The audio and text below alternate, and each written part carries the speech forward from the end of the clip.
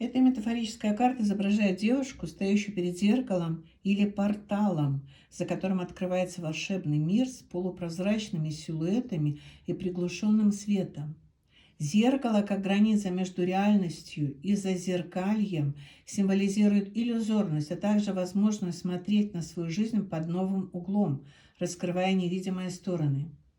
Главный образ, большая светящаяся бабочка, символизирует трансформацию, перемены и быстротечность.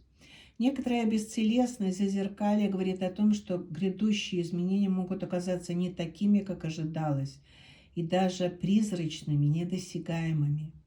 Карта советует воздержаться от поспешных выводов и отнестись с осторожностью к обещанным перспективам.